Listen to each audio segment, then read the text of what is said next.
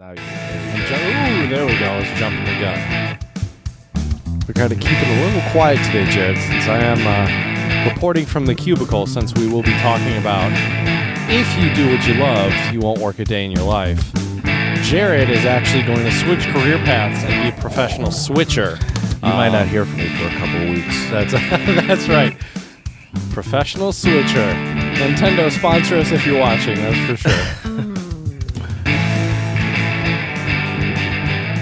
Hello and welcome to the Untranslatable podcast.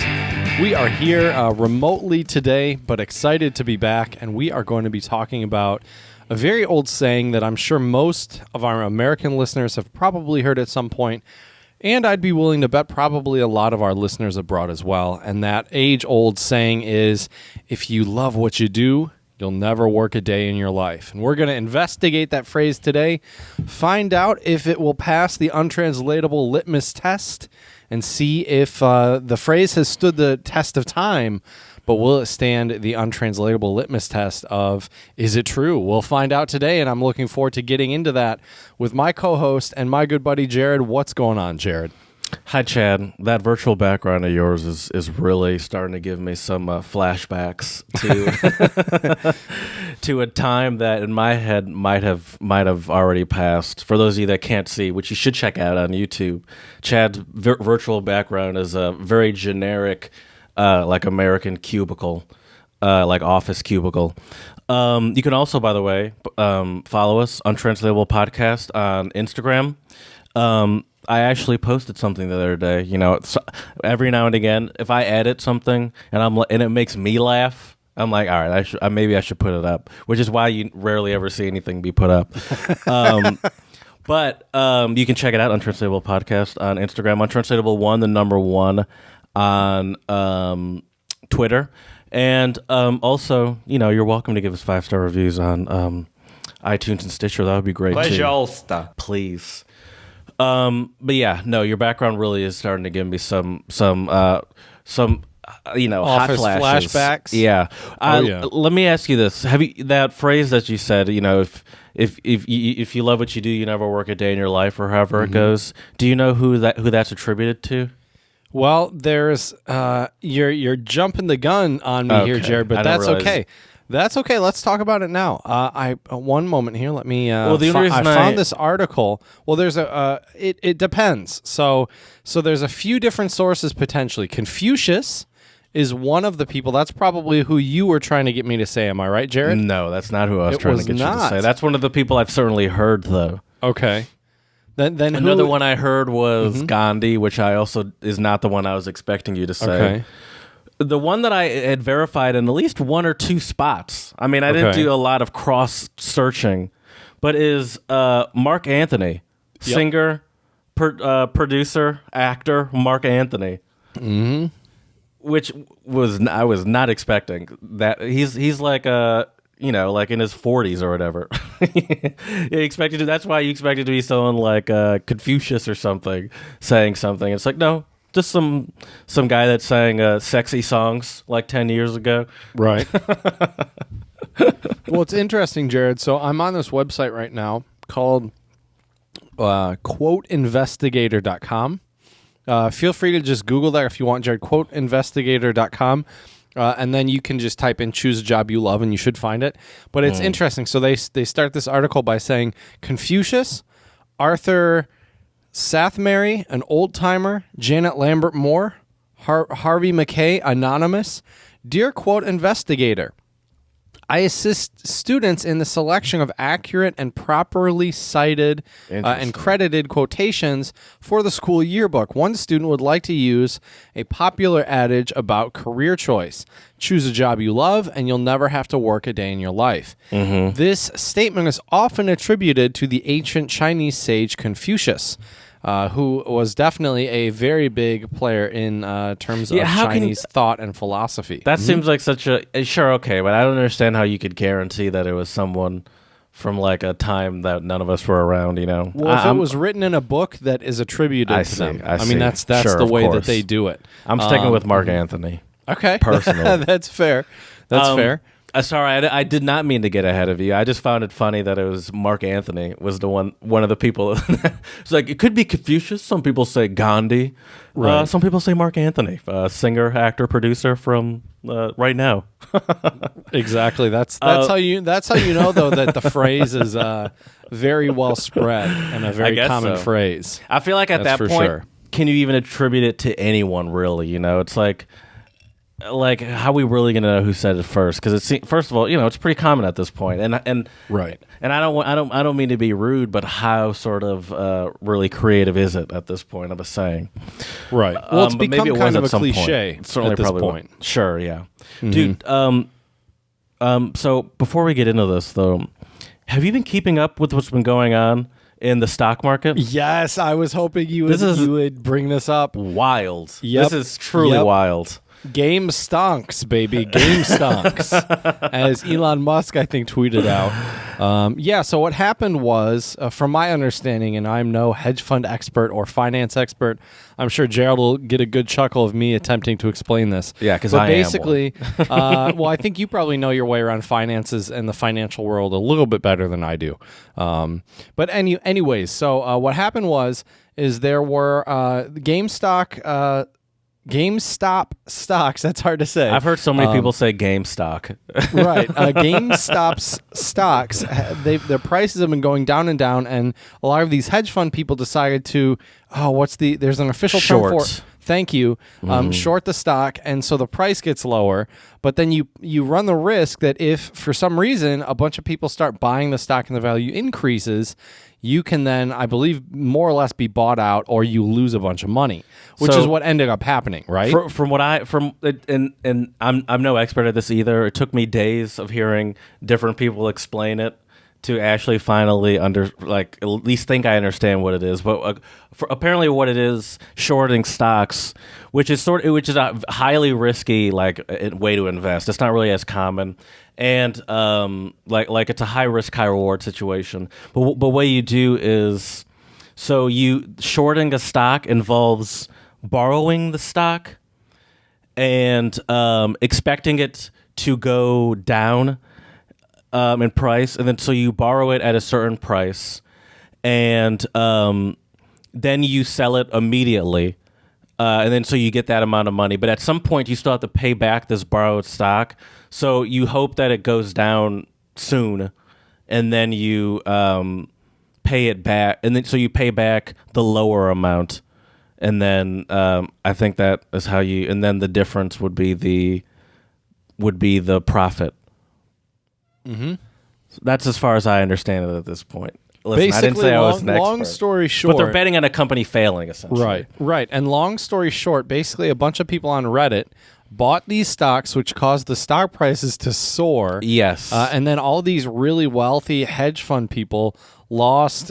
I think they said at least $1 billion. I didn't realize it was that much. But yeah. So. What I don't understand is this. Yeah, the Wall Street Bets was the Reddit group. They found out that. Can we give them an early shout out? A couple ham horns because they deserve it, bro. Shout out to our Wall Street Bets for really shaking up the system and exposing some of the hypocrisy of these wealthy people.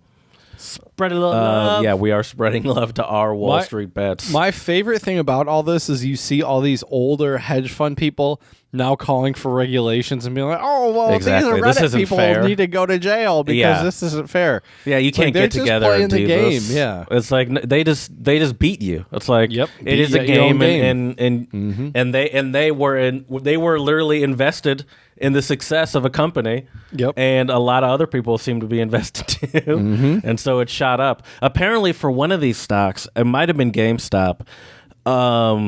They raised like $14 million in investment into these companies, and they're like I saw all the memes like the next day where it was like Apple, Amazon, Tesla, and then GameStop was also there. It was, Oh, yeah, and it the was funny Big thing was Bird. the meme was actually all the high ups from Dunder Mifflin in the office, and then Michael Scott was standing up, and GameStop, of course, was up on top of Michael Scott. He was the one that surprisingly was there somehow. So, but yeah. GameStop was the first one, but then they also did it to AMC as well, which I didn't realize it was more than just GameStop. That's they awesome. did to AMC as well. They did it to Bed Bath and Beyond. AMC is in like American Movie Channel. Yeah, the movie theater chain. That is hilarious. I think a lot of people are expecting it to fail, due to the pandemic. No one's been going to a movie theater in forever. Right. And so yeah, they did it to that as well. And those were like a few of the ones that these Redditors caught, that these companies were that these big investors were trying to short. And it's so cool to see what we consider the normal people like beat these wealthy investors at their own game, and outsmart for them. sure. And the internet is I mean, it does truly show that like the internet is starting to like can democratize things. I think it's cool. Yeah, but it's a little scary though too, Jared. If you think about how much power a lot of these social media companies have now. That's true. If you think about it, but you're right. It is, but it's not the power of the social media platform. It's the power of the people. Right. Well, with Reddit, yes, because they could have used any. They could have used sort of any platform. I guess Reddit was just specifically set up to attract these just like Wall Street nerds together. It's just so awesome. It's hilarious. And then, it's awesome. Did you also hear about Robinhood? Then they were put on blast because they tried to temporarily block the sale of some of these of the stock of some of these companies that were involved in this, and they were trying to put it like under the the guise of protection and just making sure everything's on the up and up. And there's been a lot of activity, so we're just trying to be safe. But the people are like, oh, now that now that we sort of beat the system, like you think there's something shady up, and they're like sort of acting in the interest of the rich people instead of Robinhood, which the irony is Robinhood, they name it that because I imagine they're like, we're taking from the rich and giving to the poor and democratizing the stock market. But then when the poor do well, they start blocking the companies that are performing well because of them. Well, the really famous CEO who took the big salary cut to raise all of his employees' salaries up to $70,000 per year, he that posted. Sorry, go ahead. He posted something about. What's acceptable for the rich and not acceptable for the poor. It's like playing the stock market to their advantage.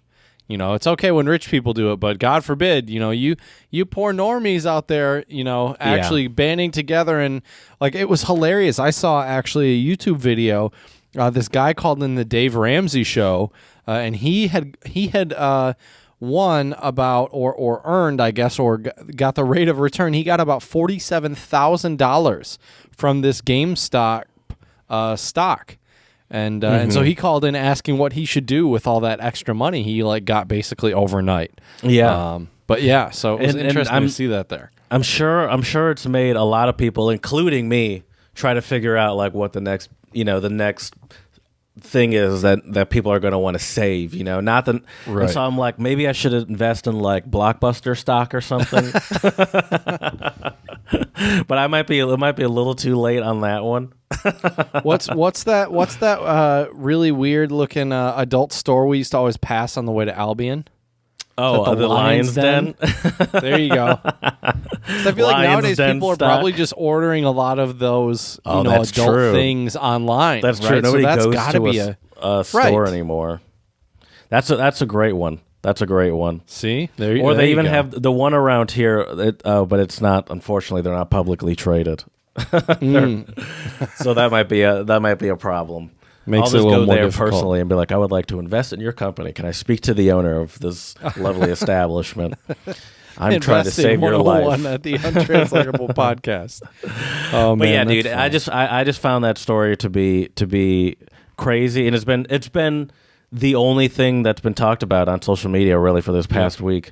And it man, it's just been very quiet on the media front because Because the clown's out of office. It's been so nice to have like other stories to focus on in the world, and like not just constantly have to talk about the stupidity of the day, you know? Right. I mean, there is still stupidity of the day, but at least there are different genres of it now than like our president did this. Well, our president did this bullshit, you know? Right. Exactly. Exactly. Yeah, it's like a whole week. Literally, the whole week has just been focused on talking about this. I'm like, wow, I haven't seen this much traction on a story not related to our old president in essentially 4 years, probably. Yep, it's pretty refreshing. Pretty nice. That's for sure. Do you want to spread a little love? We already spread some love to the subreddit Wall Street Bets. That's right. Game stonks right there. Yeah. That's for sure. Well, I have kind of a weird shout out, I guess, because for any of those of you watching on YouTube, which probably isn't many because we don't get very much traffic on YouTube. But anyways, you may be noticing I have a bandage on my cheek. And the reason why is I had just a small outpatient procedure yesterday. And I want to give my shout out, actually, Jared, to just all the medical workers, healthcare people, and modern medicine as well. Because I tell you what, this is I've been very lucky. I'm going to knock on my wood desk here. I've been very lucky that in my life I haven't had to have tons of surgeries, haven't spent a lot of time in the doctor's office. But this was the first time where I've ever really had any type of surgery. And I tell you what, man, it was just crazy having the nurse put the lidocaine in my cheek to get, to numb the area so they could get the cyst out. And it was just so crazy going from like laying there and like I could feel the one shot go in, and then, I could feel a couple more, and then 5-10 minutes later, she was like poking me and I couldn't feel a thing. And then after I had gotten home, I realized like I was, what was I doing? I was playing FIFA or I was playing Red Dead Redemption, and something happened. I think it was FIFA, and I scored a decent goal. And I went to crack a smile, and I realized that like my one side of my face, because it was still kind of numb from the lidocaine, wouldn't really do much. But anyways, my shout out it's really crazy. Like I was talking to the doctor about it, and it's just crazy the amount of progress we've made with modern medicine. I mean, just look at the fact that we have vaccines rolling out now for this coronavirus that, that's really been on the radar in the States since February of last year. So we're basically coming up to a year of it really being like a big focus, and we already have a vaccine. That's what I've seen some scientists, and I think legitimate like doctor scientists say, like, people are saying that they are like how quickly the vaccine has come out is obviously is making people nervous and making people hesitant to take the vaccine when like in reality it's like we should all just be like seriously impressed at the progress we've made in science and like the advancements we've made, because it's not that corners have been cut. It's just that with technology and doing, multiple processes at the same time, we were able to speed up the process. It's not like we're like, all right, now let's just cut this corner and be like, this is probably fine. So yeah, no, I'm with you. I'm with you.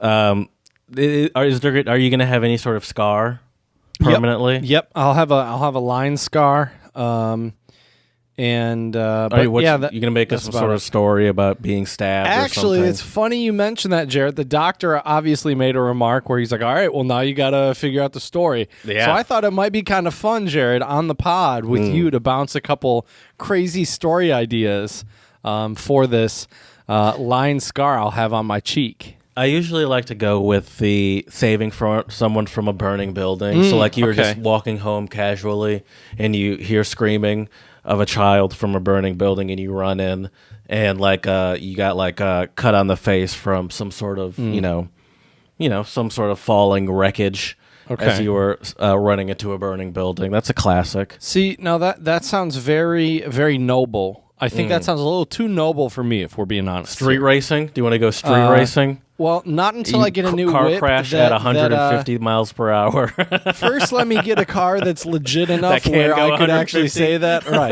Right. My Crown Victoria, I mean, I could say I was in an auto derby maybe with that thing. I mean, that car is a that tank. would be so cool. That car Dude, is a the tank. Crown Vic is probably one of the greatest choices for a modern day demolition derby. Oh, for sure. It's like, yeah, on the Without a side, I like doubt. to do demolition derbies, and it's, sometimes you constantly running the risk of hurting yourself. That's right. And yeah, so as soon as you get a new car, that's what you have to use. You'd be like, yeah, well, I still have the Crown Vic, and I use it just for sport now. I've got just for blood sport, for demolition derby, no big blood deal. sport.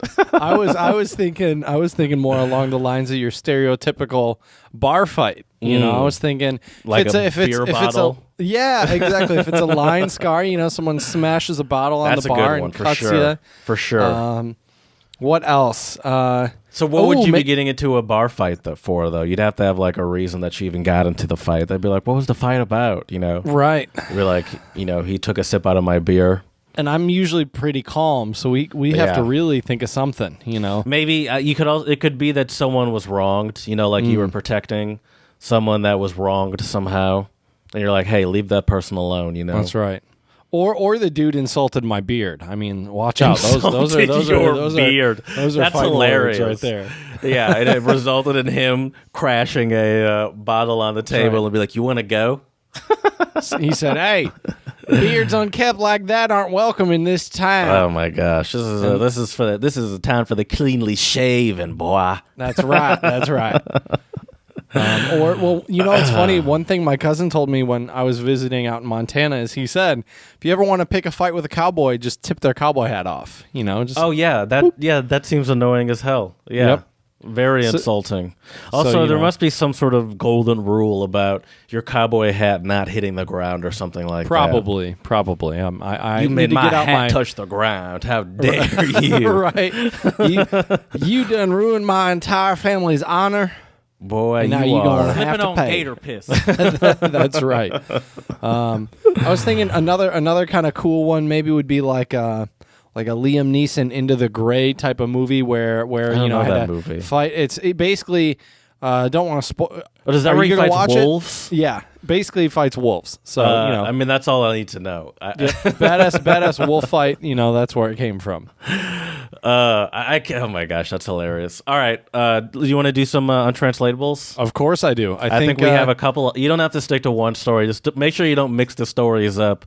Right. With like where like you don't want to put yourself in a situation where I'm going to like, hey, did you hear what what happened to Chad? It's like, oh, he told me he was saving nuns from a burning building, but he told me he got into a bar fight over because someone tipped his motorcycle over.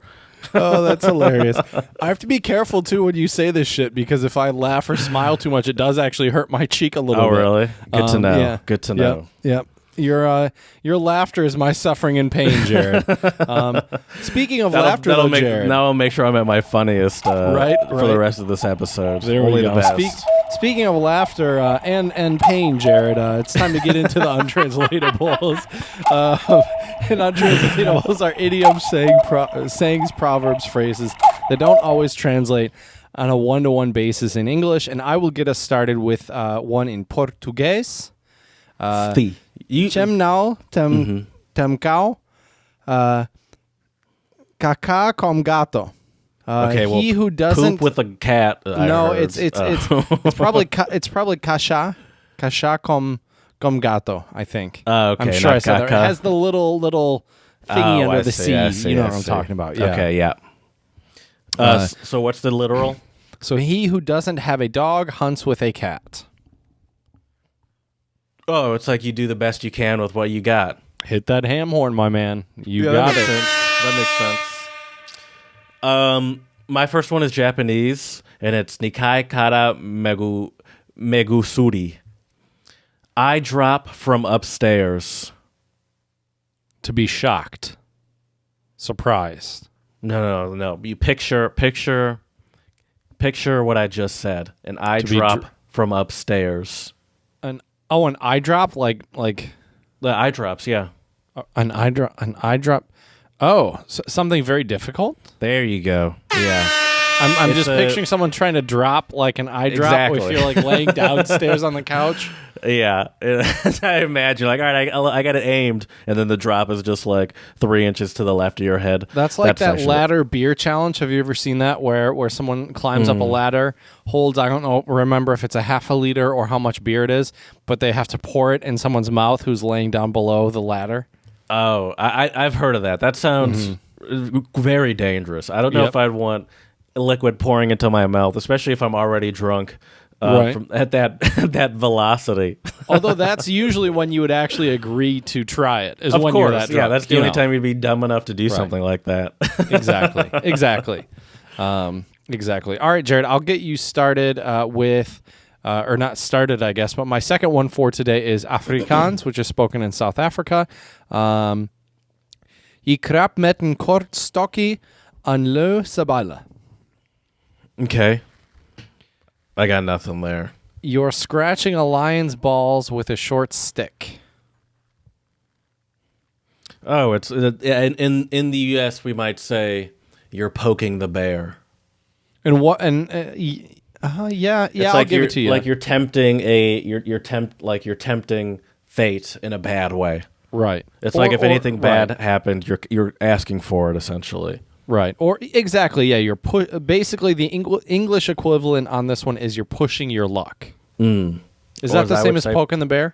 Yeah. Yeah, okay. It's Yeah, like you're pushing I your think luck. that's exactly. It's like what do you expect to happen if you're poking a bear? You know, Right. You can't blame it for then attacking you. Right, for sure.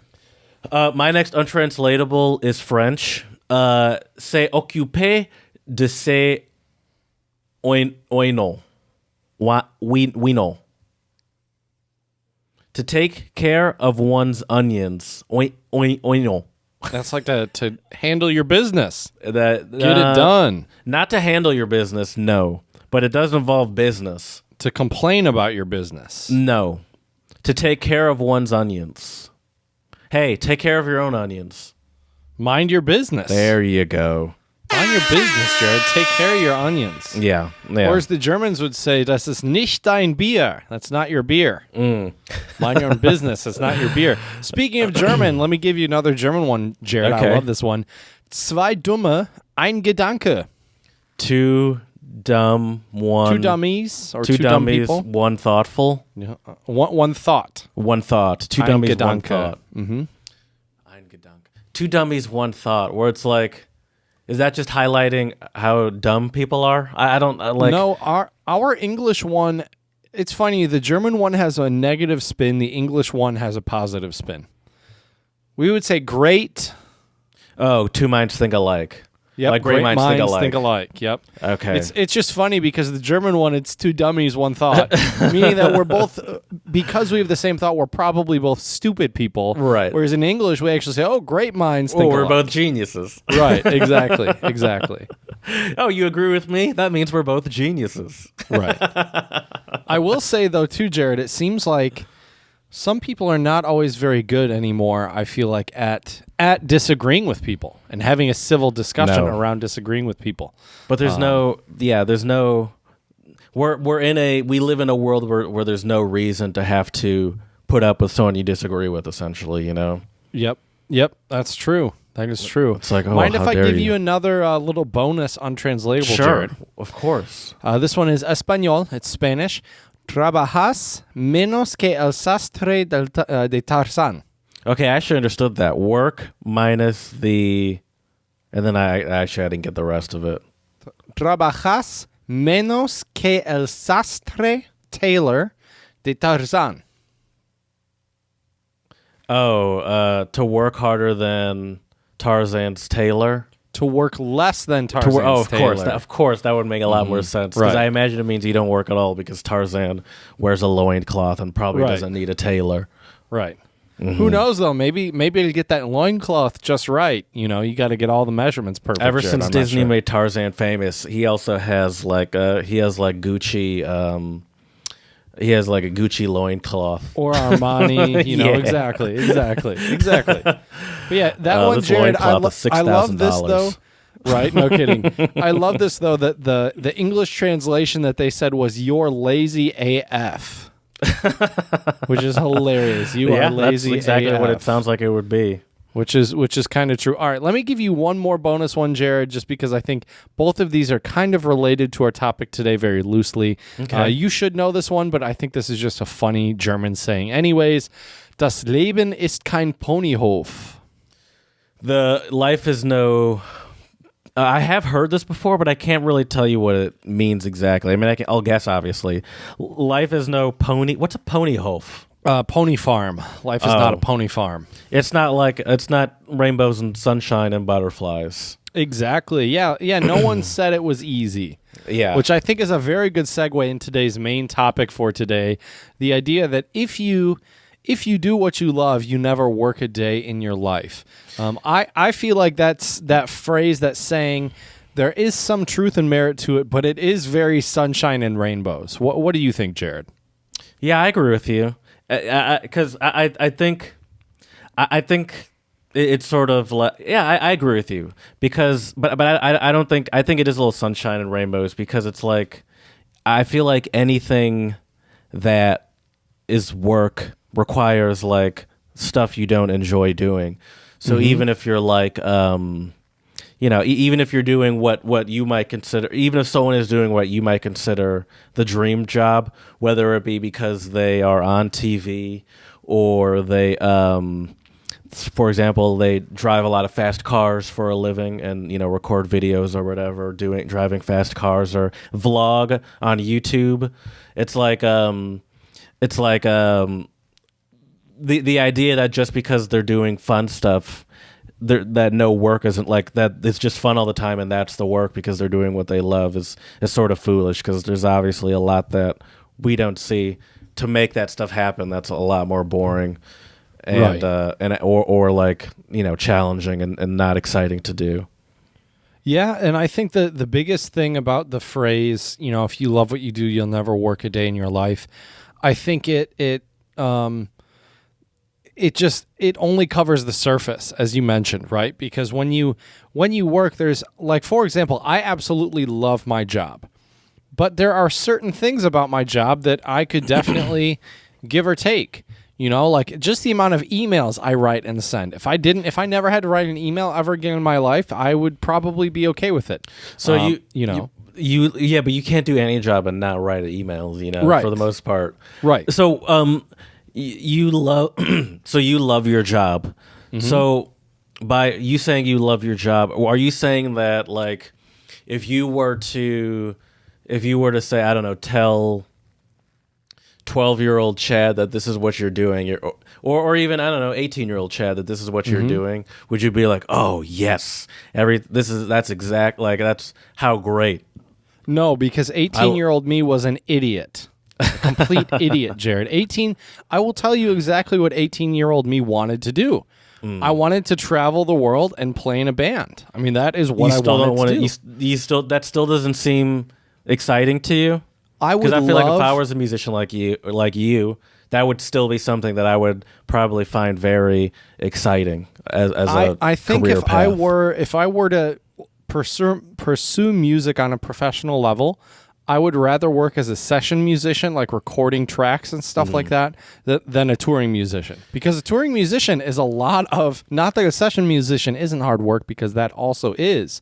But with a touring musician, I mean, touring in itself, when hopefully we'll eventually be having gigs again, that's another factor in it too. But that it's hard work, traveling on a tour bus with 5-6 other dudes. Also, you're also saying that assuming you're to a point where you're, like, making good money, like the way you're talking right now. No, I would probably be touring in, like, bars and like that's what I'm small saying. venues. That's what I'm saying. I think that a lot of the glamour of any sort of professional performer really does what do you call it when it takes away the like all the, like, the shitty gigs that had to be done to even get to that point. Like, most people, Right. The vast majority of famous people, performers, didn't just, like, land, get lucky and land Exactly. to a good gig right away. Like, it's like, oh yeah, no, It's I a had to lot do of hard terrible work. gigs For 10 years, I was nearly broke for, until All the like time, 4 years ago, basically. really, Right. And it's, yeah. And it's Maybe like, you had to pawn off some of your gear to pay your I rent. started hating my bandmates, but I still had to do it because it was the only thing Right. I had making money, to make Right. money. Well, you bring up an interesting point, Jared, which I'm really glad you did, because I think a lot of people out there, they assume if they are doing something related to their passion, so music is definitely one of my passions, that they've hit the jackpot. And I think in some regards they have, but also, as you mentioned, when you make, if that especially is your only source of income, one thing that I was really worried about was if the only source of my income would have been gigs, if I would have pursued music professionally as a more serious career, I do think you do definitely run the risk of, I think a couple things can happen. If you could be a very talented musician or artist, and do everything. You could put yourself out there, play gigs, do all sorts of different stuff. But then if you're not making enough money to put a roof over your head, to pay your bills, put food on the table, what ends up happening, I think, for a lot of people, psychologically speaking, they start to think, well, if I'm trying this and I'm not working, and this isn't working, I'm not making money, that means I'm not good. And I don't think that's the case. I think there are some incredibly talented artists and musicians. The issue is they don't know how to market themselves.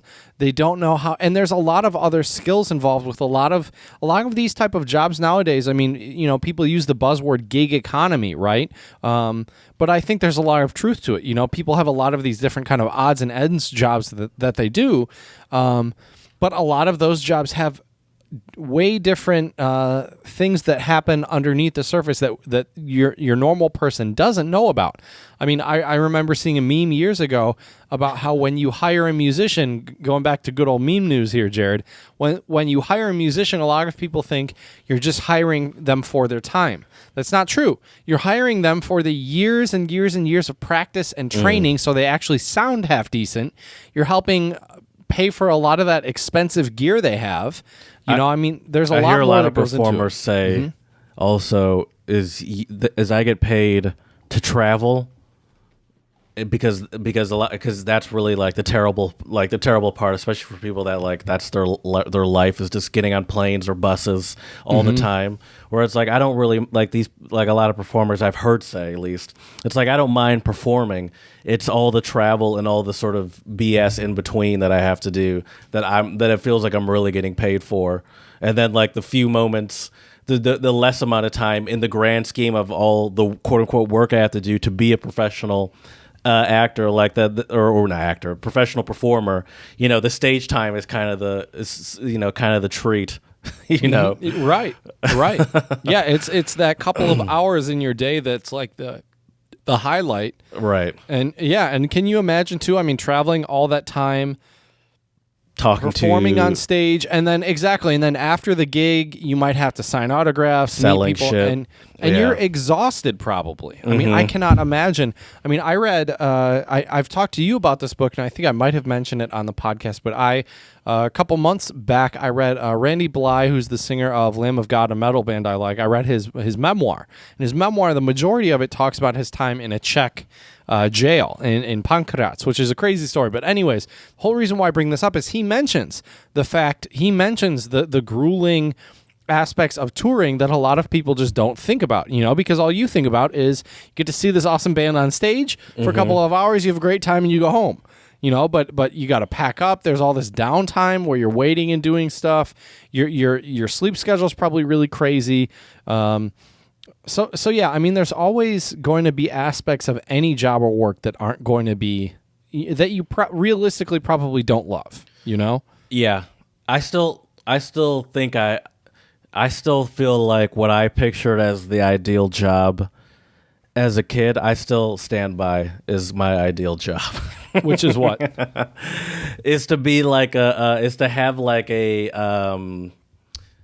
Top Gear-esque job, where and maybe Top Gear is, the highest of high level of what I'm talking about. But the gig where you're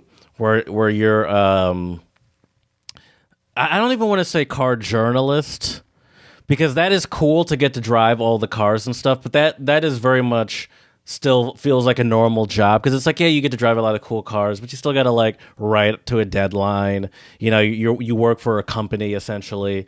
And I mean, everyone works for a company to an extent, but like, you know what I'm saying? Like it still kind of feels like a normal job. You just get to drive cool cars.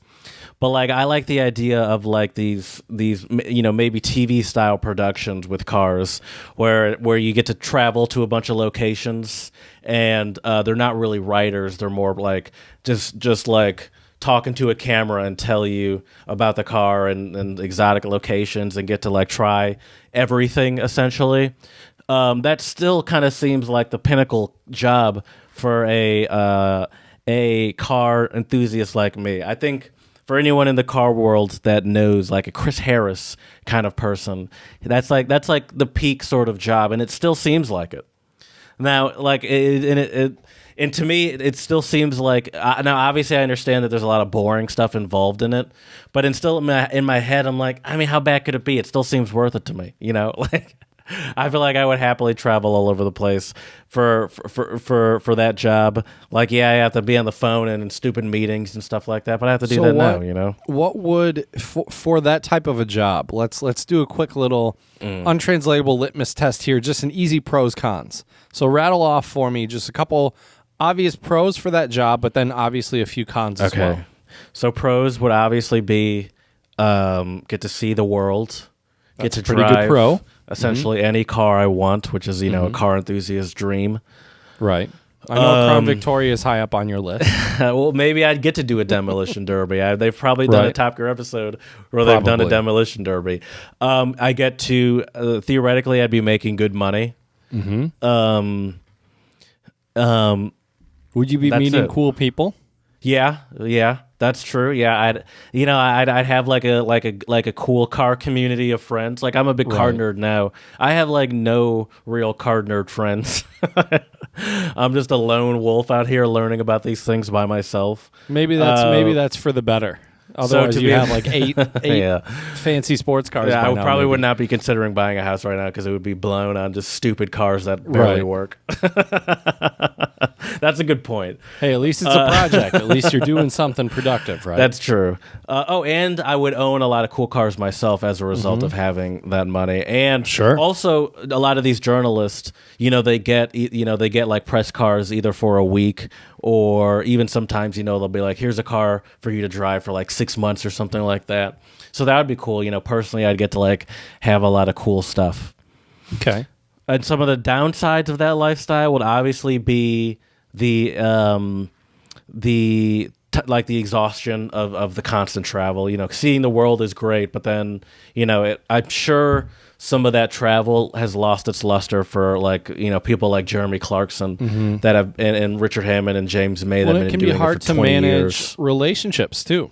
Yeah, so, if you're still together with your partner, that might definitely, especially if you have a family, then you really gotta make some big decisions there. So there's that for sure. I don't really want to be famous. Like, I don't have any interest in the idea of being famous. So I'm not even gonna say like my personal life is ruined because because I feel like there are a lot of people that I follow in the car community that are doing well. That can also, go to the store freely without people like bombarding them. Like, that's not really a lot of the people that I follow's reality. I don't believe, Which is definitely a very big plus. Yeah, for sure. Yeah. Like, I don't want maybe that's the thing though. I'm talking about like Jeremy Clarkson's kind of job, who is he's the old Top Gear person. He's not the host of Top Gear anymore. But he's the one that everyone still kind of knows. He did it for the longest or whatever, and he was the main guy. He's the one where sorry for always referencing memes, but he's the one where it's like oh, how terrible. Anyway, right? Isn't that him? Oh, yes. Right? I thought so. Yeah. That does sound like that is a or it's like I love this one, but this one is just brilliant or whatever, where there's two cars. I thought that was him. Maybe. I'm not saying it's not. If you I could be wrong. You got the first one. The first one certainly sounds like a top. Your meme knowledge is just more extensive than mine. I can't recognize the meme, but the sayings do sound familiar. Right. That like he does especially have the first that one kind of type of humor for sure. Yeah, it's very dry humor, very like like oh no, anyway. Yeah, like this person died anyway, or like, oh, this person broke down and it got stranded anyway. Anyway, like that kind right, right, for sure. Yeah. Yeah. That's a um, good example, though. I mean, But I like think, he is so popular that he can't go anywhere without being recognized. Right, Like everybody, especially in England, I imagine everybody knows Top Gear. Yeah, So, I would but agree. I wouldn't want that. That seems terrible. Right. There's another thing I think with the phrase, if you love what you do, you never work a day in your life. I think to some extent as well, this saying doesn't take into consideration the fact that work it's a job, it's a duty, it's a responsibility. Right? It's not like you're just going out in recess, or you're going to go noodle on your guitar for 20 minutes, or you're going to go take a test drive with the new, Mustang Mach-E or whatever, you're Exactly. It's work is work. I mean, it's And that's the not thing, always too. easy, it's not always fun. It is work, and that's and so it's like it really does sort of take some of the glamour out of these jobs that like I talk about, for example, where it's like, yeah, it's cool to like drive the car and stuff, but one, it's like these people aren't living a lifestyle like I am, where around 5 o'clock I could just step away. And I'm away from I can fully be 100% away from my job until the morning, or Right. like I don't know. It's just like the realities of it sort of take away from the excitement of it, where it's like, yeah, it's not just fun, or like, for example, it's like, yeah, you're driving a car, but like it's not just driving the car, especially if you're on like some sort of show. It's also all the production stuff that goes around that, which takes forever and Right. and can be tedious to get production stuff perfectly. So it's like it's not really just your It's like. actually Someone doesn't. It's not technically like someone just throws you the keys and says, "Hey, go Right. drive around a track as much as you want for fun." right. They have certain Shots they have to get. Exactly. and, yeah. Exactly. and they're trying to like fulfill some do some story or something. It's not Right. just, hey, Well, we'll watch this person drive in circles for 6 It's hours funny. and have fun. It's funny you mentioned this though, Jared, because I actually had to make a little video teaser for a webinar we're hosting in a couple How did months. you do that? Well, that's the thing, dude. I've never done it before, and it took me so many tries to get it right, because I realized there were a couple times where I had the script kind of memorized. I also had to write the script myself as well. I misunderstood. Basically, so here's the thing. So I created the webinar, and ironically, the webinar is going to be about audio recording and podcasts in education. It's so funny too that you do a podcast and you're like, oh yeah, the whole making the video was so confusing to me. well, it wasn't the making it; it was just getting it right. Yes. it was. It was getting it to the point where I could actually watch it and not cringe at myself. Yes. Yeah. That could be pretty difficult. Well, see, sometimes. that's the thing too. Is it's so hard because you have to do it, and this is like a microcosm of it. But like even when I edit these pods, like it gets so annoying sometimes if I'm trying to like get a certain part right, and I just have to listen to the same 3 sentences like over and over and 80 over times again. my and then dumbass jokes. by like the last time I'm listening to it, I'm like, what I'm saying doesn't even make any sense anymore. Or like it's like we've heard it so many times where it's like, this is dumb. Right. But if you hear anything that many times, Exactly. you're going to think that. But yeah, I mean, any job out there, I think there's always so many different skills and things that you need to be aware of and need to be able to accomplish that makes it work. If it was all just play, it wouldn't be work. But I feel will say. Oh, go ahead. Yeah. I will say, though, I think we have been a little bit negative in today's episode. I do want to say that it is definitely great, and it's very important to strive for a job, strive for a career, strive for work that is important to you, that you're passionate about. I think it does need to go, for me at least, me personally, it needs to go a little bit deeper than just I'm earning money from this. Obviously, you want to earn money from it. But if you are earning money and at the end of the day, every day, you feel like your soul is being sucked out of your body and you hate every waking second of work, maybe you should consider a different field or doing something different. That was me in my first job. And for a part of it, I'm just like, well, this is what work is, like work is just like I do work so I can enjoy my free time. It's like I don't have to be in love with this. But it's like, yeah, but it can't be so bad that it's like the reality for the next 40, 50 years can't be that you dislike your job so much that it like affects your mental health outside of work. Right. And so I don't know. I feel like I'm on my way. Like I don't think what I do I'm in love with, but I feel like I'm on my way there. Like I like what I do, and I'm in a place. I'm in a place where I know I can get to what it like if like what it is that I'd want to do, I could find it, at where I'm at my company now, and so it's like I like what I do and I'm good at it, but I don't know if this is necessarily it, per se. Right. But that's the good thing about at least the company that I'm at is that they give you a lot of opportunity to like move around, and if there are job openings in a company, like I can apply to it like another person outside of the company could, and so like I do feel like now's the time. Like now, I'm in a good place to figure out what it is exactly I'd be like in love with, or whatever that might be. But I'm certainly not in a place where I hate going to work every day, or like I dread it.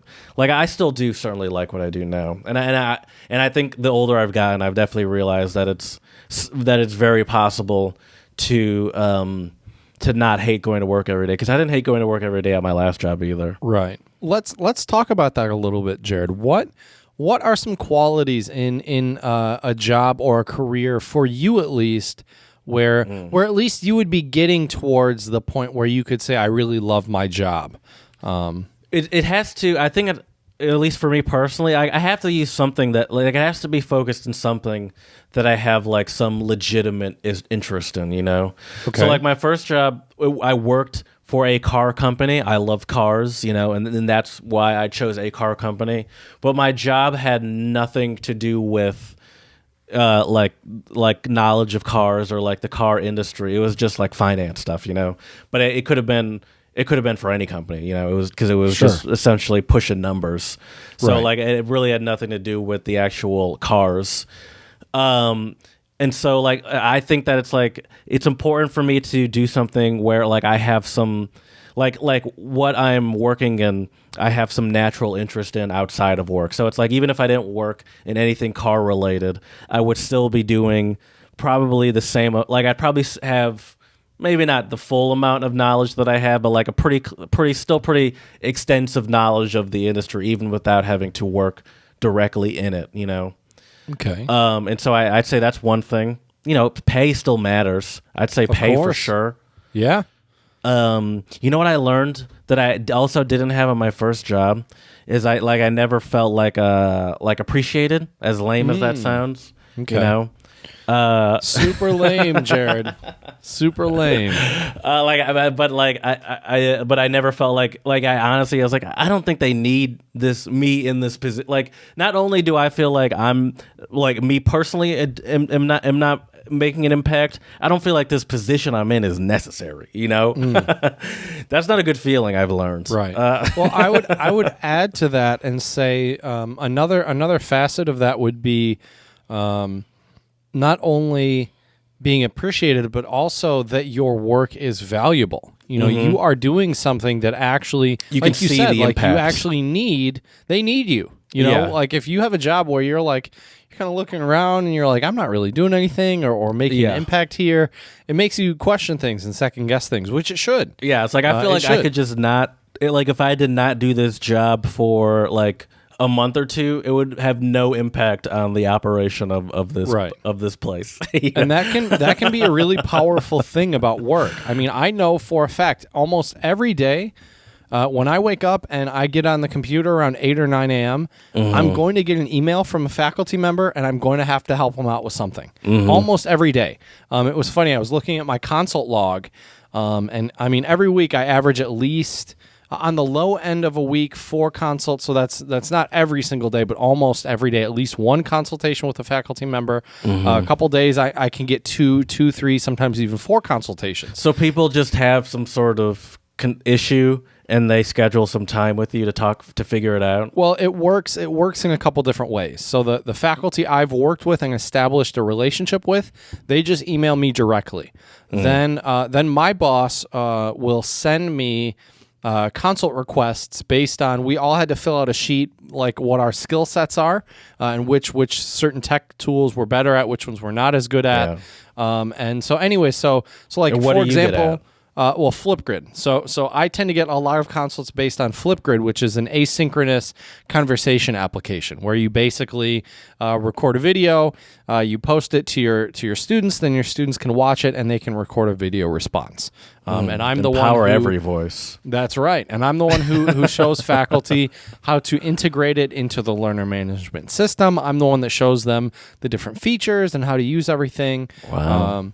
So that's like one tool, but there is, I always wake up every morning looking forward to work because I know there's going to be, I really like solving problems. Like, it's really fun when a faculty will email me, especially they'll email me and I'm like, I really don't know the answer to this, but let's see what I can find out. And there've been a few times where I couldn't find much online, like on a forum, and we looked in their course and I was able to find a workaround for them and solve their problem. It's a powerful feeling knowing you solved someone's problem and made their day a little bit better. I know it sounds minuscule, but I think it's a great thing about my work that I really enjoy. I actually, as you might have heard or remember, a couple months ago, I broke my computer because my mug of tea literally just fell out of my hand onto my work computer, and I fried it.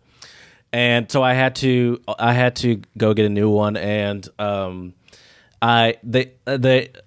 all my stuff was saved locally. I never used the cloud, which I now do. So if I were to break my computer again, literally wouldn't have no effect. But anyway, I was like, do you know if you can get my files off of my hard drive? Because if I've lost all of my files, obviously it's going to affect my productivity for a second and throw me off a little bit. Right. And so the woman was able to go into my computer or go into the hard drive and save all the data and stuff and just transfer it over. And I was like, obviously I was very thankful, and I was like, oh my gosh, if I lost all that all that stuff, I would have been screwed. And she's like, oh, I love to help people. It's great. Yeah. And I was like, oh, wow. It's an amazing feeling. It's an amazing feeling. I can imagine that. Like, just seeing the look on faculty's face and a lot of times, I'll tell you, a lot of times it's a very quick, easy, you needed to click this instead of this. A lot of times that's all it is. But, sometimes it helps having another set of eyes, just look at something, a different set of eyes. Like you mentioned too, if you've been seeing things over and over and over again, it's also easy to overlook things and not see things. I think what we're getting at, though, is that the idea of not working a day in your life is ridiculous, is what I'm hearing. Yeah. Like, just that idea, it seems to be ridiculous because all this stuff that people seem to enjoy doing is certainly work, still work. Right. Well, I think I do. Like, I will still remember, I still remember how I felt, Jared, in February when I was in Bali after I'd gotten laid off from my job. I felt like this.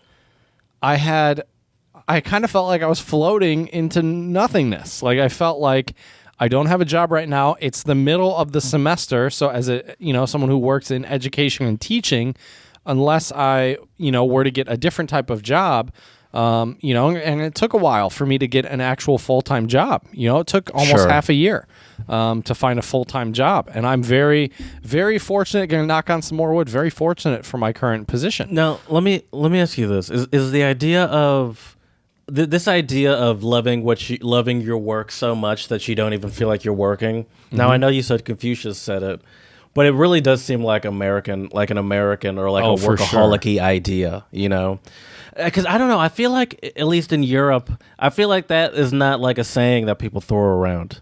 Right. Like, I feel like there's a big, and I could be wrong, but it just feels like there is more of like a, well, not even that people just are putting up with jobs that they hate or something, but it's just like, the point of my job is not to be something I fall in love with. Like, it is just a conduit it's a job. to me enjoying my own time, and to really making ends meet, right? And I'm not saying that Europeans don't want to make more money or don't like care about their job. It just doesn't seem. I just don't get the vibe that a lot of countries in Europe that I went to, their culture was focused around loving their job to make sure their life was great. I think I feel like a lot of it was more like to have a job to really enjoy your personal time. A lot of that comes down to, Jared, I think the fact that in the U.S. we are still very driven by capitalism, right? Sure. We're very driven by money.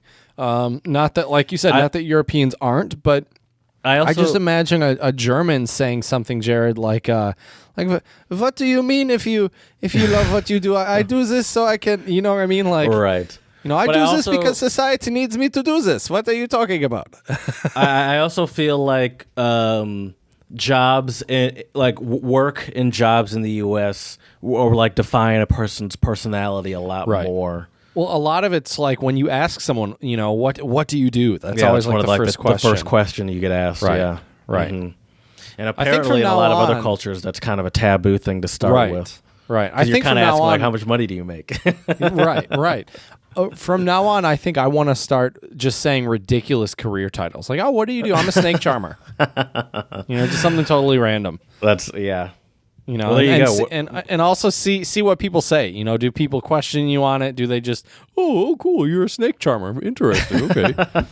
Yeah, maybe that'll test if they're really listening to you or not. Right. Yeah, Exactly. I will say, I do think this idea of, like, if you love what you do, you never work a day in your life. I would say, I could be wrong about this, but I feel like it's become so ingrained in society that I really think this was something that the World War II generation, so the generation above the baby boomers, told the baby boomers because they lived in such shitty circumstances. Well, think about it. So if you were, and that's the generation a lot of people call the quote unquote great generation. I don't know if I believe in that. Generation. But these were the ones that lived through the Great Depression. World War I and World War II. And World War II. And so what a lot of people argue is that because they lived through all these struggles and suffering, they didn't want their children to deal with that. So what do? You make your kids soft. You tell them that, you wanna go outside and pick flowers all day because you love flowers. Go ahead and do that. It's totally fine. That's actually a great point, though. I wondered, though, like, that I think that's soft, also Jared. A myth about that follow what you love thing, where it's like, what if some people just don't want to work, like, do anything? It's like, there are a lot of people that are purely, and I think it's okay. They're just like, no, I'm 100% just working just because I have to, and not even that it's okay or not. It's also just reality, Keep it a buck. Call it what it is. Yeah. What do you think is the percentage of people, let's say in the world, that are actually that would say that they're doing what they love? Oh, I would argue it's probably a small percentage. I would say 10, maximum 20% of people around the world. I would say way less than that. You think so? Way less than that. I would say like 5% of people actually will say that they're doing something that they love.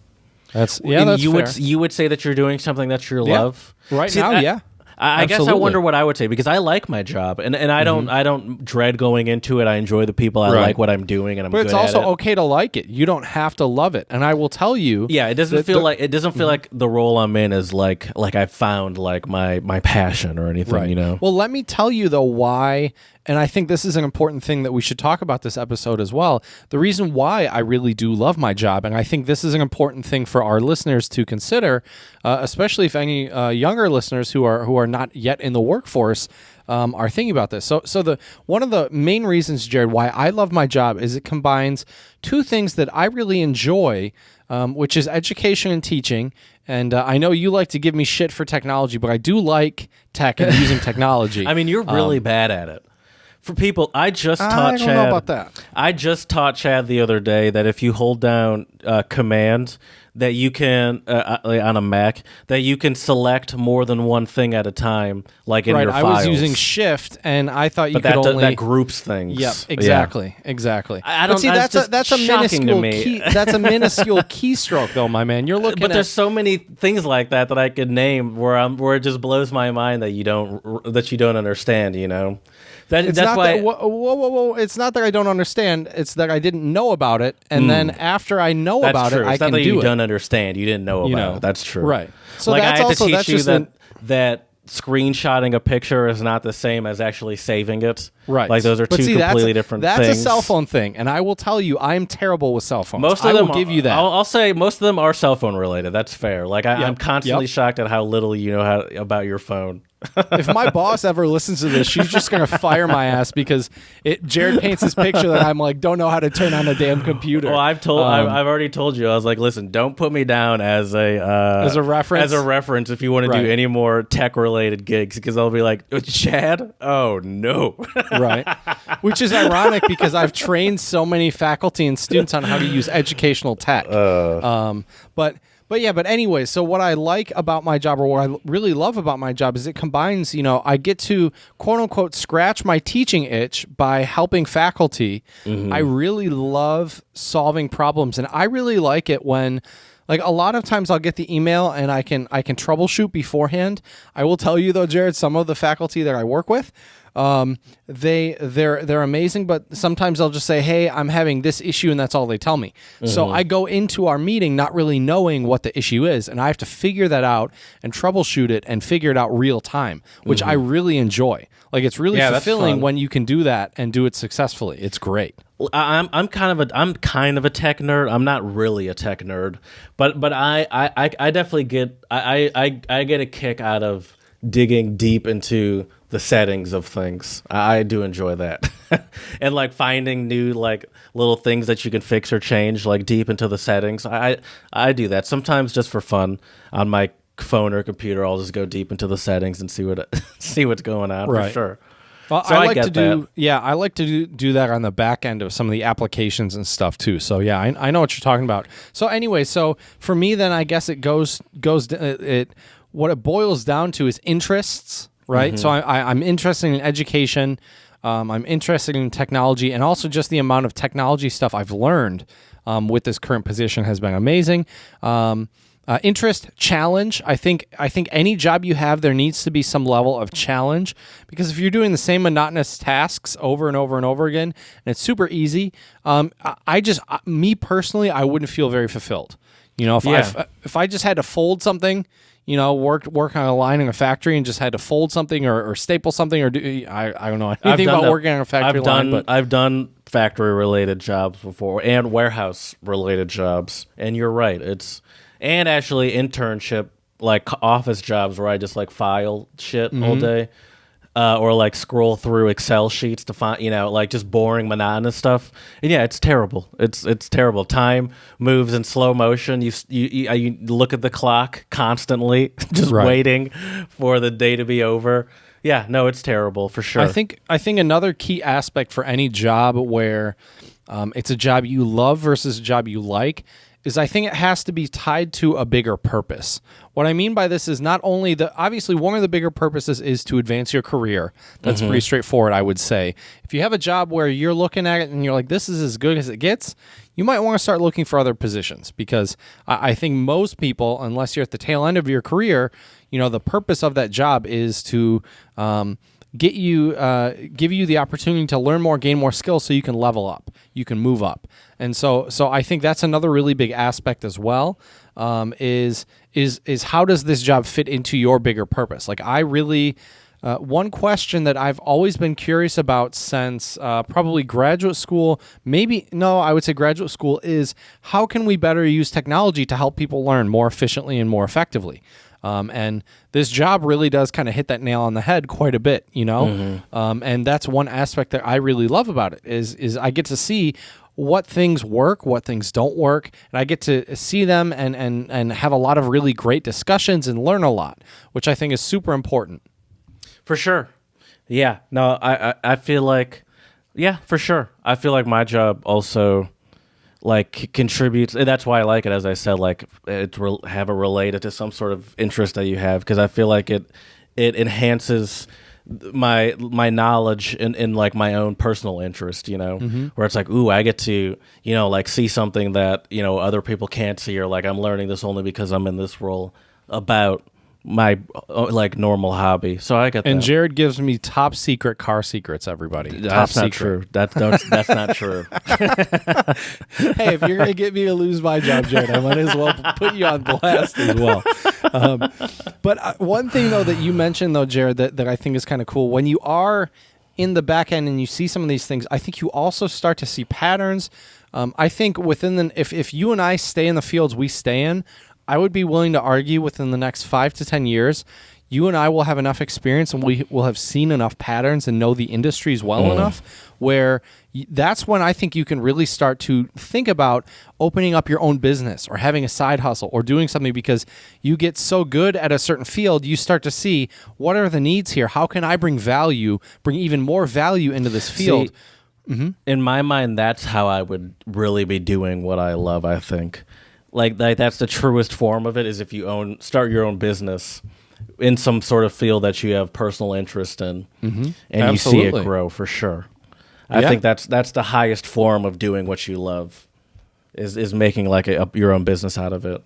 Exactly. So to recap today, Jared, would you say if you do what you love, you'll never work a day in your life? Would you say that's good advice or bad advice, or somewhere in the middle? What do you think? I'd say it's good advice, but I don't know if I fully believe it. But I think it's a good way to like, it's a good guide to lead you towards what you like, finding something that you actually have interest in. And it is important to find something that you have interest in to some extent, and that you're not just showing up to make a paycheck, even though that's what most people do. I still think that's what most people do. And it's important. I mean, you need money to survive. But there's also been studies that show that to a certain extent, once you hit I think it was 80,000 US per year or more, once you hit 80,000, the happiness doesn't really go up that much more, at least according to the studies that I've been reading. And I think it's interesting because I think of myself, at least as a single person, if I was making 80,000 a year, I would be able to live very comfortably. If you're making 80 grand a year, you're doing depends on where pretty good. You live. Well, sure, of course. Not well, in San Francisco. In Michigan, right? In Michigan, we would be okay. But sure. Now, one last thing though, Jared, I want to ask you, what do you think? I have 12 jobs here, and I think obviously the type of position might also play a role in this philosophical idea of if you love what you do, you never work a day in your life. So I've got 12 jobs in front of me, Jared. I would like you to just guess. I don't really care about the order, but just give me what you think might be maybe the top 3 or top 5 jobs where most people would say, "Oh yeah, I'm satisfied with my work," or "I love what I do." Teacher. Okay, that is on the list. Yeah, Doctor. That's number 6. Doctor. Maybe some sort of. Most people say that they would say they're satisfied. Maybe some sort of law enforcement. Oh, interesting. Okay, I don't see that one they here. Think they all think they're heroes. Well, kind of. Okay. Maybe. Teacher seems like the most obvious. This is hard. A zoologist. Oh, that's an interesting. I could see where you're coming from. All right, I think you've guessed enough. You got teachers. Teachers is number 6. Number 1, Jared. Actually, the people that they say they are the most satisfied with their job are people in clergy. So people like priests, pastors, religious people. They're number 1. Yeah, they're lying. I don't believe that. Right. Number 2. They have to say that. Right. They probably do. It's contractually they signed something and they did. Yeah, you number can't 2, say, "Oh, I hate my job," and be It's like, what, you hate Jesus is what you're saying? Well, exactly. I was just going to say, if you hate your job, you're basically saying you hate Jesus if you're a priest or pastor or what have you. Okay, number 2, physical therapists. Which Really? I could see that. Okay. Where you see people and you help people with their physical problems and you see them improve. Maybe it helps that the risk is sort of lower than being someone. It depends on what type of physical therapist. The risk of killing someone, as if you're a doctor or something, Right. maybe in the emergency or room. surgeon. There's more stress because you're this person's life is on the line. Right. Physical therapy, obviously, there's still a lot on the line. You're helping someone rehab some There's part of their a lot body, of responsibility, but you're not going right. to kill them. Right. In theory, you shouldn't be. Right. Right. Number 3, this one I found surprising. Number 3 is actually firefighters. This is what's also fascinating about this list, Jared. I was close. I did say police officer. You did. Firefighter was You going to did. be next on my list, but Okay. you seemed pretty uninspired by police officer as a guess. Fair where enough. it made me think that maybe I thought he might say fire. Don't like, let me sway your guesses, Jared. you Don't let swayed me my sway them. guesses. Number 4, this I find interesting. This one comes before teachers, education administrators. So I'm assuming this would be your principals, superintendents. Yeah, the people that work in the offices. Right. Number 5, painter, sculptors, and then it says related. So I think like art-related See, professions. that is actually kind of surprising because I feel like the vast majority of artists don't make enough money to support themselves as an artist. Well, it depends what type of artist. Like, But visual and a artists, painter, like they're right. talking about, I would Right. say definitely the vast majority of them do not make money off of, And the way most of doing them it. make money, which is number 6, teaching art. I mean, that's Yeah. how a lot of artists, they become art teachers. So 6 is teacher. 7, Jared, this one actually doesn't surprise me. I thought it maybe would be a little higher on the list, actually, is authors. Number 7 is I could authors. see that. I could see that. That seems very I mean, if you're proud of satisfying. your work, I could definitely see that one. Yeah, or seeing, number 8, Yeah. psychologists. Number 9, special education teachers. That makes Number sense. 10, operating engineers, which also this comes down to, I think, being able to solve something and get something up and running and fixed. I was actually, I was going to think engineer, but it is also kind of just like a normal, like, desk, can be like sort of a normal office job. Right, And depending I fe- on the type of And so that's engineer, why I was sure. also like, I don't know. Like, I could see a lot of people really loving it, but I've worked with a lot of engineers that Right. seem like they're pretty tired of it. Right. Number 11, office supervisors, which that doesn't surprise me. I feel like those people probably have a bit of an ego on them, maybe. I knew you were going to I'm, think that. I'm the Drunk with office power. manager, and I'm really important, This The office bo- would not the- survive without me. Exactly. I was just going to say that. You took the words out of my mouth here. Actually, And- it's funny because at my office, that's probably pretty true of our. I mean, obviously, I haven't been out to work in a while, but we would certainly have no coffee. Our fridge would probably be overflowing because no one would tell people to take stuff out of it. So it's Right. probably kind of true that our office would probably be pretty a lot worse if our office manager wasn't there. Right. And the last one here, Jared, also kind of related to what you said, maybe not, about police officers, but security and financial services, actually salespeople. Never mind. So security, financial services, salespeople. Once again, How is that? Those are all in one group. apparently, I'm assuming this would just be salespeople related to those two specific fields, Oh, because if you're a security salesperson, you probably feel good because in theory, someone is being safer because they've bought your security package or whatever. And financial salesperson, they're selling you some type of way Sure. to either get out of debt or That's like a minimize your student financial loans. manager or like Right. yeah, sure. It's sure. actually funny. I had a nonprofit call me last week, totally caught me off guard, asking me about my student loans. And this woman was like, "Oh yeah, I'm calling you about your student loans." Like, I didn't set up an appointment, or I was like very confused. And then she's like, "Is your social security number da da da da da?" And I'm like, and I was exactly. Jared's facial expression was my facial expression as well. I was, and you I was said like, yes?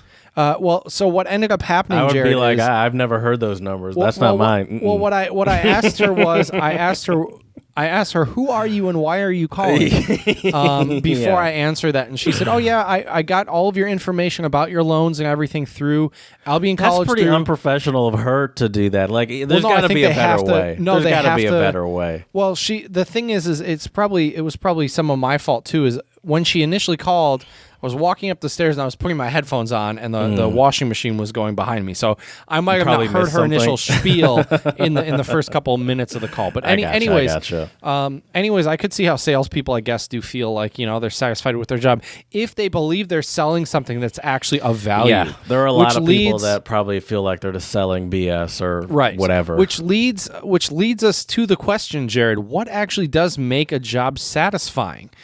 So one thing that I think you and I would both wholeheartedly agree on, a big aspect of what makes a job satisfying is your take-home pay. At the end of the For day, sure. pay is a big one. And if you are applying to a job, especially a startup, and they say, "We are going to pay you an equity in the company," nope, get out of there. Don't do it. Doesn't matter. Just don't. If they never work for a company that's Or just like going to a promise musician- you higher pay. Or like a musician getting paid in exposure, for example. Right. Exactly. Yeah. If they say, "Oh yeah, we're going to pay you an exposure," it's like find another. You're place lucky to play. that you get to play on our stage. Right. Yeah. That's a bunch of bullshit. But anyways, money is a big one. Another one, Jared, that makes a job satisfying, and I think this one is actually makes a lot of sense, is limited stress. I think some stress is normal for any job, but if you are constantly under fire and under stress, I would imagine that would probably lead to burnout, especially lead to burnout faster if you have much more limited stress, you know? Sure. So that's another big one. Another one that I do think, and maybe you'll agree with this one, maybe not, Jared, but caring for others. So the sense of fulfillment of knowing that you have cared for someone else, you have helped someone else, you have made someone else's day a little bit better. What do you think? I agree with you on that. I don't. Yeah, I know you might say I think that's corny, but I think there is something innate in human nature, very satisfying about knowing that you've helped someone. And you know, even with all these lockdowns and people being socially distanced and everything, more physically distanced, I guess I would say. But anyways, I think what we've, it's easy to see that at the end of the day, still are very tribal people. I miss getting together with lots of people. I remember watching a video. The office. Right. We talked about that last week. Yeah. I miss, I remember watching some videos on YouTube of some really good live concerts where it's like, oh my God, I miss just being with all those people who I don't even know, but we're singing the songs. And yeah, it's a great time. But yeah, so caring for others. Another big one related to caring with others, I think, is positive relationships. And I can tell you with my current position, Jared, that is one of my most favorite things is that I just have some really good relationships with my coworkers. They're so great to work with. I learn a lot from them. Not to toot my own horn, but I do think they learn some things from me as well. I think it's mutually beneficial for the majority of us. And it's really great. I mean, these positive relationships, I think, can add to a much more fulfilling job. If you don't like the people you work with, you're going to be miserable. It doesn't matter. Sure. And that also leads into another aspect, which is company culture. Depending on your company, maybe you have a more formal type of culture, and maybe that's what you like. Some people like that. Some people like actually, going to work in a suit and having that formality. Some people would rather, strolling with their hoodie and what's up, bro? More chill and kind of casual. Exactly. More casual type of work environment. But I think that's really, really important. And as I mentioned, I would say opportunities for advancement can be a big one. And just the day-to-day is fulfilling. Like if you are doing minimal tasks every day that you think are useless, that are worthless, you're probably not going to be working a job that you really love. Unless you're a lazy POS, and then by all means, feel free to do that. Sure. There you go. Yeah. So I'd say those are our untranslatable tips on finding a job you love, finding some fulfilling work. You betcha. Sure. Do you want to talk about the song of the pod? Which is all about trabajar. That's right. This is an interesting one. It is called Trabajar by Young Ash and KG Man versus Clay D. And I would say the beat at least is very reggaeton. Yes. And it's very good to shake your booty too. Yes. And I'm pretty sure this group is actually from the Dominican Republic? It's it is a little cliche because they're like work hard, black cars. Yep. It's just like right. I don't remember the exact words, but it's like the sort of a cliche expectation of what it means to be a big baller or something like that. Right. But hey, there's nothing wrong with that. I like hip hop. Most of those songs are all cliche expectations of what it means to be a big baller. That's true, and you got to get those fat stacks, Jared. Exactly. And they and that is a great thing about work. We wouldn't be able to have a lot of the nice podcasting equipment that we do if neither of us worked. So you gotta put in those hours and get those dollars. But this is a good one. It definitely does have a very upbeat kind of a feel to it. Gain it's like money, club black music. Cars, be flies. What she says, Jared. As I said, a little corny, but the beat goes. This beat goes, as the kids say. So I'm not hating it. So, it's definitely a good one. And the way I found this one, Jared, is I just went into YouTube and I remembered the word for work in Spanish was trabajo. So I typed that in, and eventually I just kind of whittled my way through the songs, and I found this one. But yeah, it is definitely a good one. It'll get you ready to work, ready to also shake your booty when you're walking into your office or walking into your home office right now. It's a good one. So check that out on our, and I'll add it to our Song of the Pod playlist right now. Oh, sweet. Okay. So check that out. Young Ash and KG Man versus Clay D. Trabajar. It's definitely a banger, upbeat, and it'll get you ready for work without a doubt. That is for sure. Well, Jared, I'm glad we talked about this this topic today, because I think there is certainly some truth, some light that can be gleaned from the phrase, if you love what you do, you never work a day in your life. We should break down more of these cliche untranslatables. We should. I agree. This was a good idea. I like that. Yeah, I agree. So stay tuned, folks. We'll definitely be having some more of these come your way. I think our takeaways or our recap for today's episode. Hold on. I have a feeling you're going to do this. Do we have to do another recap after you just recapped it right before the Song of the Pod? We need all the recaps, okay. Jared. All of them. Go ahead. Or here, let me just do a quick episode recap. How about that? So, basically, I think the key takeaways from our discussion about jobs you love is you need to be doing something you're interested and passionate about, something that's going to challenge you, and you need some type of bringing value, caring for someone, and working with others. And I think we can leave it at that. I think that covers... we got our bases covered here, and hopefully all of you out there are going to be able to do some work that you love, but you'll still be working. Definitely, just because you love it doesn't take the work aspect away from it. That is for sure. But yeah, so anyways, let us know what are some jobs out there that you think you would love at untranslatablepodcast@gmail.com. You can slide into our DMs on Twitter, Untranslatable1, or on Instagram, Untranslatable Podcast. Check out our Song of the Pod playlist. Our Song of the Pod for today was Trabajar. So check that out. It's definitely a good one. Also, Untranslatable Podcast on YouTube. And please, 5-star reviews on iTunes and Stitcher. We've been working hard in these cubicles for all of you, and we would love your feedback on how to make this podcast better for you. So, as we say here at the Untranslatable Podcast, dziękujemy, muchas gracias, shisha, and do svidania. I wish we could have plugged Wiz Khalifa's work. I don't even remember that song. Yeah, you do. Work hard, play hard, work hard, play hard. Work. Yeah. Diamonds all in my chain. Yeah. No, does it say diamonds all in my brain? Diamonds all in my neck? No, I think it says it might say diamonds all in my brain. If I remember correctly now. That's a good song. Yeah. I saw a funny video. I wanted to ask you this. Oh shit, who was it? It was a white comedian, and he was like, you know what? I love hip hop music, but when I try to sing along, there's just certain words I can't say as a white dude with good conscience. And he's like, but don't worry, white people. I figured out how to do it. He was like, you take that word that white people shouldn't be saying, and you just replace it with the word homie. What are your thoughts? Good idea, bad idea, stupid? What do you think? I mean, this doesn't make any difference to me. That's better than saying the N-word, probably. It doesn't bother me. I don't have a problem with that. I just saw that and I thought, well, the way he said it, it was just also kind of funny. I'm sure it was funny. Right. Yeah. No, I feel you. That would not bother me. I could imagine it would be hard not to say the N-word for a white person that knows all the words to a song. I could imagine that would be difficult, and I have a little bit of sympathy for that.